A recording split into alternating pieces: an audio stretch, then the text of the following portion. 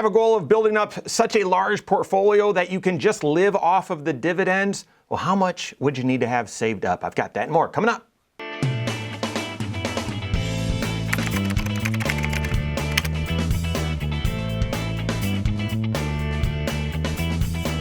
My name is Mike Bernardo, the host of the Wise Money Show. I'm also one of the certified financial planners right here at Korhorn Financial Group. Make sure you hit that subscribe button, turn on notifications, and smash that thumbs up button. Back in the day, the conventional approach to retirement was save up what you could, as much as you could, and then that portfolio was likely invested just in CDs or maybe in individual stock, and you would live off of the dividends and your Social Security and a pension.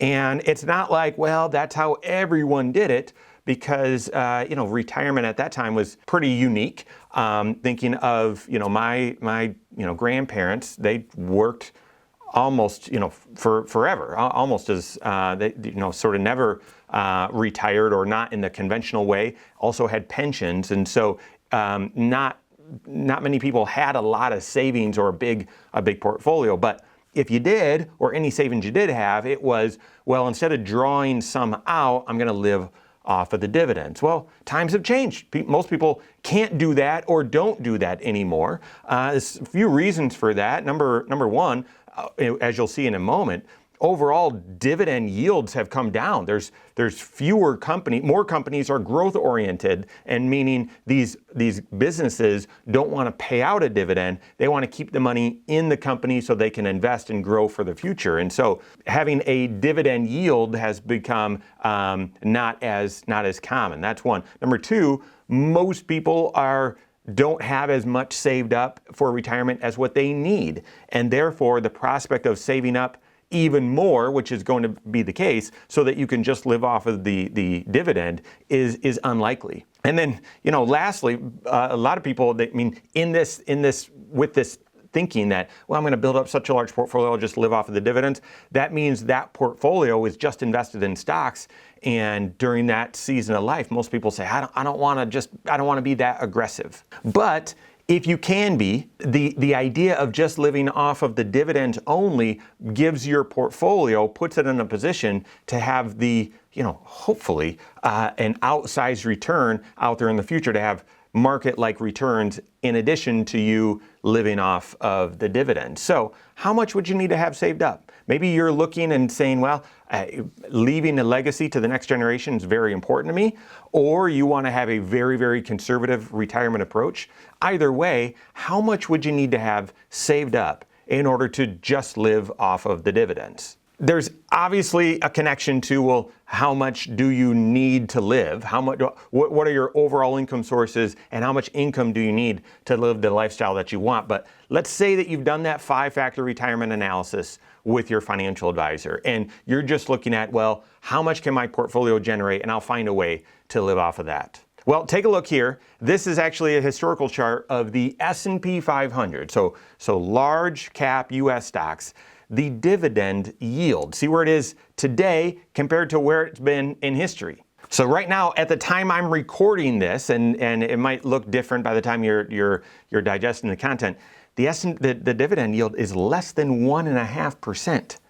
Guys, I've always thought in my career, it's around 2, a little bit higher than 2, but you can see over the past couple of years, post-COVID, as stocks for the most part have surged. 2022 was awful, and there's some bumps along the way. But as stocks have surged and more companies, like I said, are not paying dividends, the overall dividend yield of this basket of 500 stocks gets lower and lower. So less than 1.5%.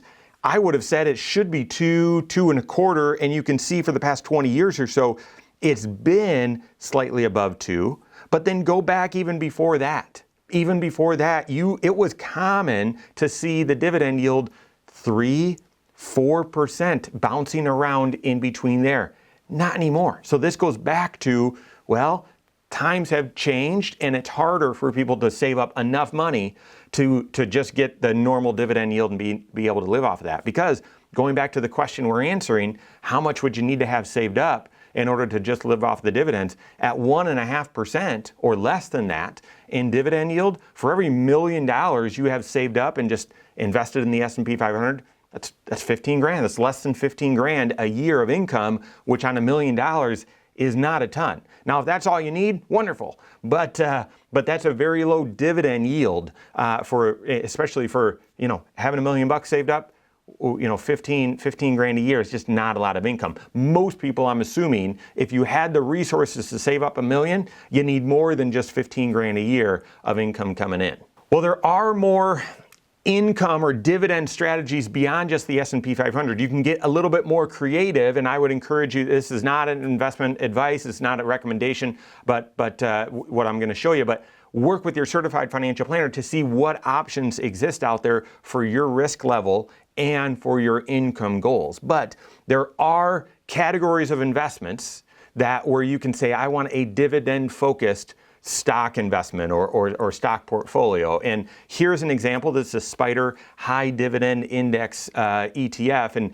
And this investment, again, it's volatile. You're investing in stocks.